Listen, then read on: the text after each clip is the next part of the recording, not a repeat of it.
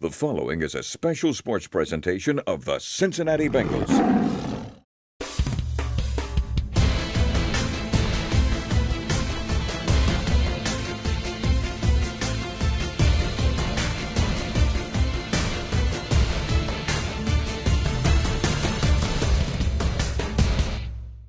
Hi again, everybody, and welcome to Bengals Weekly. I'm Dan Horde. He is Dave Lapham. This week, the second half of the season begins. The Bengals have a home game coming up against the Baltimore Ravens. And Lap, I think we are all eager to see the debut of 24-year-old rookie Ryan Finley at quarterback. I really am. I mean, I think from OTAs, minicamp, to training camp and preseason games, his graph was going up. He was climbing in the right direction.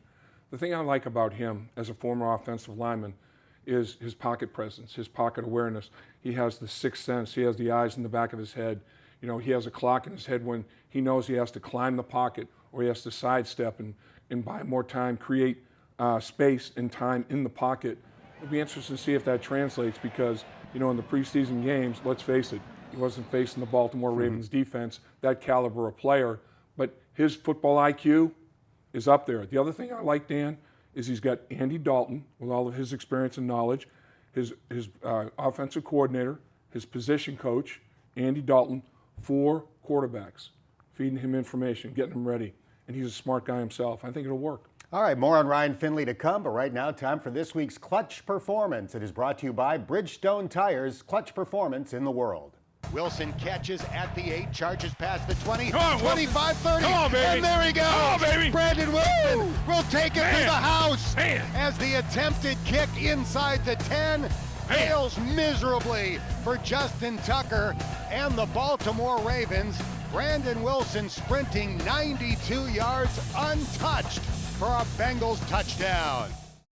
Time for this week's visit with Bengals head coach Zac Taylor. What stood out about the players when they returned from the bye? Well, I think they're re-energized. You know, they got a couple days off and got a chance to see family and do whatever they do. And now they're back in the building. We got a bonus day on Monday, which was good, and they're ready to go get ready for this divisional game. How do you get a rookie quarterback ready for his first NFL start? Well, he's been in. He's asking a lot of good questions. He's doing a lot of film study. You know, he's been preparing all season as if he was one play away from being the starter. So. Been pleased with his preparation up to this point. Ryan's 24 years old. He spent 6 years in college. How helpful is that in this situation? It's good. He's played a lot of college ball, been a starter, played in a lot of environments, had a lot of pressure on him. So he's gotten those game reps, and so I think it's a good situation for him. As we do this interview, we don't know if A.J. Green is going to play this week, but it's getting close. When that happens, how's it going to help on the field and in the locker room? Really good. You know, I think the whole team would be re-energized by his presence. He brings a rare playmaking ability to the field. You know, he causes problems for the defense. And, you know, now our receivers, some reps get taken off of them, you know, and so now those guys are fresher for the plays that they play, and we'll be excited to get them back in the fold. One of the bright spots in the Rams game was Tyler Eifert's play. 6 catches for 74 yards. Is his role growing as he comes back from his injury last year? He's always been a guy that we've trusted. You know, he's had a bunch of third down catches for us early in the season, and now he was included a little bit more in first and second down. So somebody we'll rely on for the rest of the year. It sounds like Jermaine Pratt is going to play a bigger role. How is he coming along? He's coming along like any rookie. You know, they need every bit of experience they get on the field, and it slows down for him a little bit. But pleased with the progress that he's making. He's heading in the right direction, and now just gets more snaps. Who would you say have been some of the best players on defense this year? Well, I think there's been a lot of consistent players. You know, Sam Hubbard, Sean Williams, those guys, the leadership that they presented. Gino's been solid. Andrew Billings has had a good year. So there's plenty of them that you can name. I think all in all that they're starting to slow down a little bit on that side of the ball. They understand what we're asking for in the systems, and they're doing their best to keep points off the board. Turning to Baltimore, is Lamar Jackson changing the NFL? He's a different type of player. You know, he's very dynamic. He's a rare athlete at quarterback that throws probably a lot better than people give him credit for. So he certainly causes a lot of stress on the defense, and he's been performing really at an MVP level at this point in the year. What must the defense do to hold Baltimore's rushing attack to a reasonable number? You're not going to shut them out, but to hold them to a reasonable number. I think everyone's been looking for that solution over the course of the season. And what our defense did a nice job of over the last 3 quarters, really the last time we played them, was holding them to 6 points. And so there was big plays that were given up, but ultimately in the red zone they did a nice job, you know, coming up big with some stops. And That's the key to the game, is keep the points off the board. Describe their defensive coordinator, Don Wink Martindale. Aggressive, physical. Those guys kind of play probably to his personality a little bit.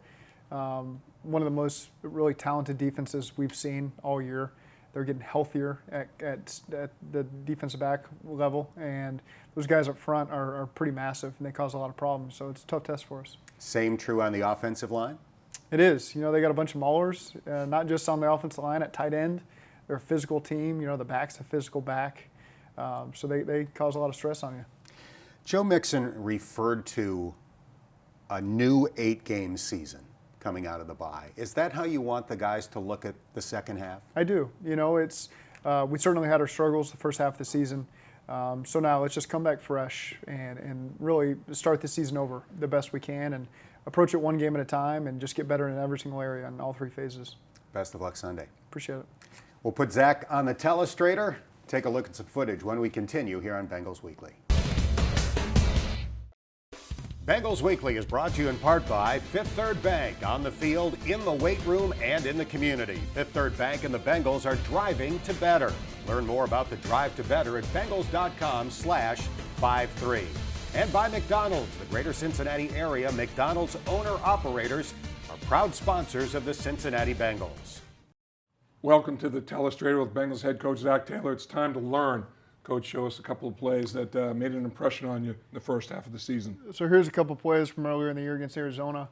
The first one's a run. We're in a 1-by-3 formation. Okay, we'd typically been heavy pass out of this formation up to that point. Right. Linemen do a great job covering up guys on the first level, and the backs do a good job in space here. So again, this is exactly what we want. We want the backs up on the third level there against the DBs and make those guys have to make a tackle. And sometimes they'll drag us down for a couple extra yards, and sometimes we'll make those guys miss. And that's kind of what we're looking forward to in the second half of the season, is getting a bigger play out of that as well. Get Joe Mixon going with a full head of steam. Yeah, that's what we need. That's what we need. So then this was later in the game. This is a play action off of our run game. So we're faking our wide zone run on a different cadence that we have here. We got a nice 8-man protection here, and so we're getting 2 receivers out. Tyler Boyd's trying to sell like we're running a naked, so normally we fake left and keep right. And he's going to stem in and run a high corner.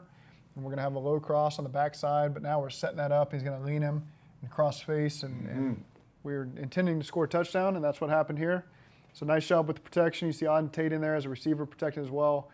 TB does a really good job pushing vertical, stemming it just a little bit to get that safety to move, and then Andy does a nice job delivering the ball, the numbers for a big play there at a critical point in the game. And then, here on defense, this is a key play in the Steelers game. Really, in that game, it's 4th and 1. So really, we're treating this like a turnover if we get a stop here, because we get the ball back and we don't lose any field position. So 4th and 1, they tried to run a little double-double here. One of their bread and butter concepts. Brandon Wilson does a nice job. We stem the front late. He comes off the edge untouched. And then oftentimes those guys don't always make the tackles in the backfield. And Brandon did a nice job wrapping up, bringing them down, and getting the offense the ball there at the -42. D-line did a nice job of taking care of a pretty good offensive line, the way they stagnated everything. Yep, everyone did their job, Yeah. came up with the stop. And then similar thought here against Jacksonville. First drive of the game, they drove down to the inch-yard line. Again, it's 4th down, so if we get a stop here, it's just like creating a turnover there on the goal line. Yep. That's exactly what our guys did. Preston Brown, through film study, knew that Fournette liked to jump over the top. Does a good job meeting him in the hole. And the defensive line does a good job, holding their ground there, getting a little bit of pushback, and we keep them out of the end zone to get the offense the ball. Coach, appreciate it. Best of luck. You bet. Thank you. Hey, Bengals fans, it's the McDonald's Pounder Play of the Game, brought to you by the Quarter Pounder and Double Quarter Pounder with cheese. So tackle your toughest appetite and pound one today. Dalton's under center. He takes the snap. He rolls out to the right. He's looking for Mixon. He throws. Touchdown! As Dalton delivers to Joe Mixon, and now the Bengals are an extra point away from tying this game.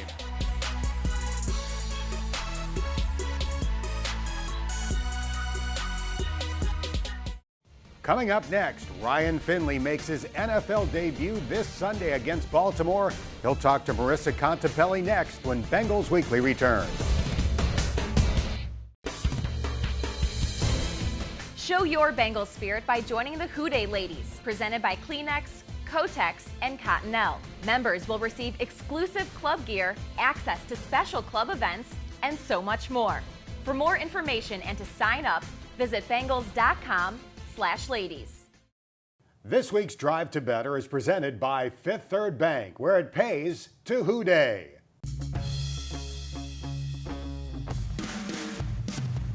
Ryan, you're taking the ball, getting your first start under center. How excited are you to embrace this opportunity? Yeah, I mean, it's a heck of an opportunity. Something I'm not going to take lightly. Just, give our guys opportunities to make plays and just bring energy. And with the 105th pick in the 2019 NFL Draft, the Cincinnati Bengals select Ryan Finley, the quarterback from North Carolina State. Here's the snap. Finley rolling right, firing, end zone, caught, touchdown. Finley throws left corner, end zone, got a man open. Harmon dives, got it, touchdown, Wolfpack. Ryan Finley tremendously accurate. So this will give a little push here to Andy Dalton. Ryan, you went through the draft process back in April. 7 months felt like for you. Has it been a bit of a whirlwind? It really has flown by, but excited for fresh 8 games, and I think our whole team's excited for a fresh start. Now you had your first taste of the NFL back in August during the preseason. What did you really take away from those 3 games? I think it was more about just getting a feel, kind of getting into a rhythm, building up some confidence. Kind of just being in those games, going through a week of preparation, just having an understanding of how we're trying to attack the team we were playing. So I think it was huge just to kind of get those reps for sure. 10 for 10 last week. He's 7 for 7 right now. He's brought the offense inside the 10. Sample gets in for the score. When you play for a head coach like Zach Taylor, he's a former quarterback himself. What has the relationship been like between the two of you, and how has he helped you prepare for this moment? Well, Zach's awesome, and I have 100% trust in Zach.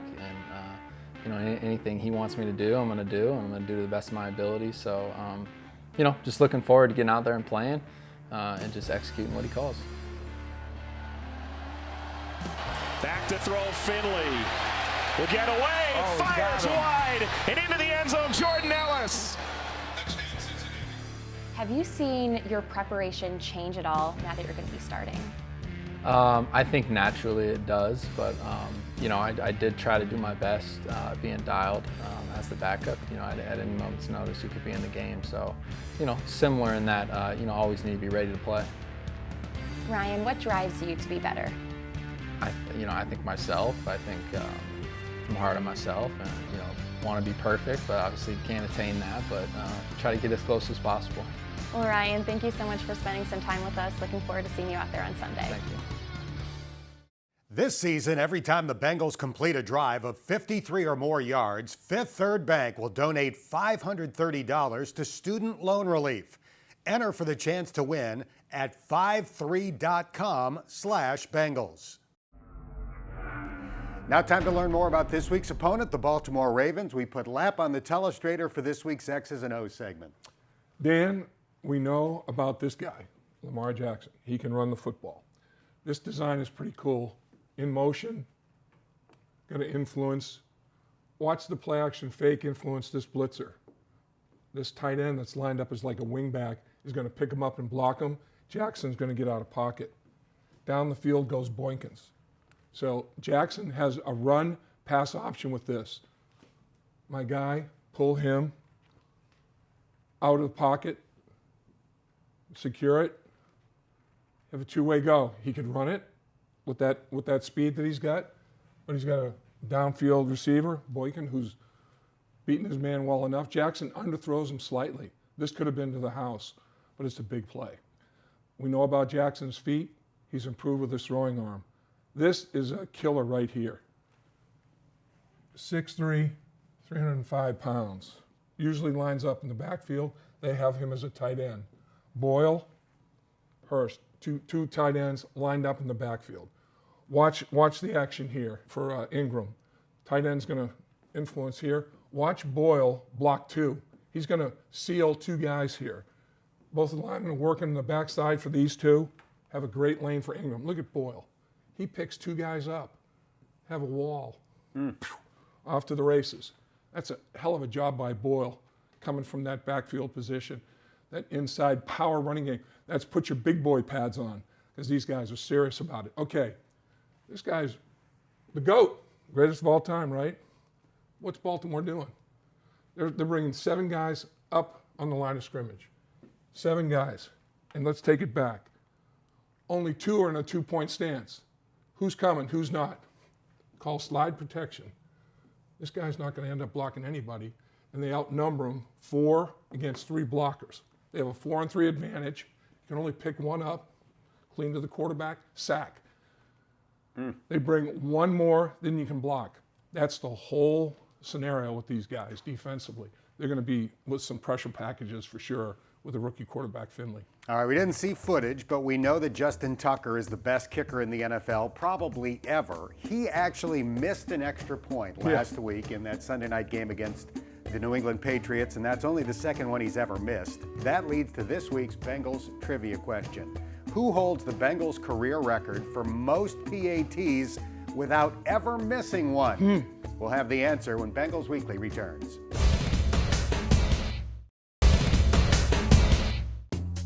It's time to get to know your Bengals.